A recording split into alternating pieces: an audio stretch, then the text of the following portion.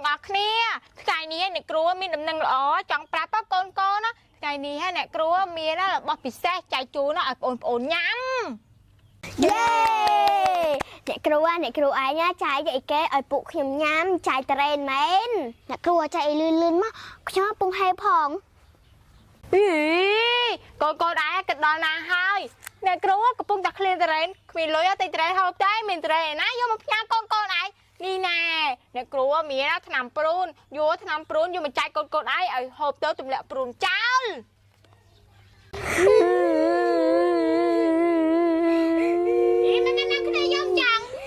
គ្រូគេចែកត្រេនណែគ្រូឯងចែកថ្នាំព្រូន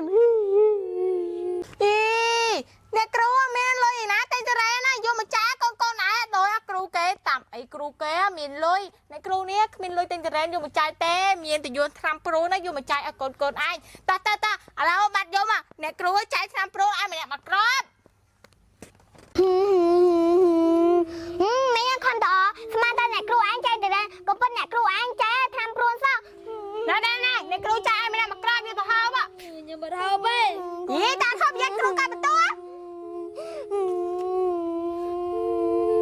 ហូបមុនពេលហូបអាហារចាំហូបហើយចាំហូបអាហារតាមក្រោយតោះពេលម្សិលមិញយើងរៀនមេរៀនអីបងប្អូនណាដឹងលើដៃឡើងឆ្លើយ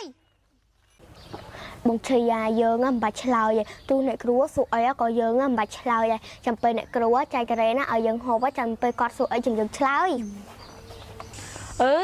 ហើយអ្នកគ្រូសួរមិនម្នាក់លើកដៃឡើងឆ្លើយជាមួយអ្នកគ្រូចឹងម៉េចរៀនពេលម្សិលមិញនាំគ្នាភ្លេចអស់ហើយមែនខ្ញុំភ្លេចទេអ្នកគ្រូហើយចាំបងមិនភ្លេចមិនក៏មិនលើកដៃឡើងឆ្លើយជាមួយអ្នកគ្រូមកដល់បានត្រេនហូបអ្នកគ្រូបានពួកខ្ញុំឆ្លើយហើយមិនចឹងសើនេះណាខៃតែរ៉ែនសតចឹងចុះបើខ្ញុំមកក្លៀនត្រេនអ្នកគ្រូខ្ញុំឃើញគ្រូគេចែកត្រេនឲ្យកូនណាសោះគេហូបដល់ពេលអ្នកគ្រូវិញមួយឆ្នាំមកចែកតែឆ្នាំព្រូនឲ្យកូនសឹងបានអ្នកគ្រូក្លៀនត្រេនដែរអ្នកគ្រូមានលុយតែងហូបខ្លួនឯងផងចង់យកត្រេនយកមកចែកកូនសើឯងអ្នកគ្រូមានត្រេនមកពីណាទៅ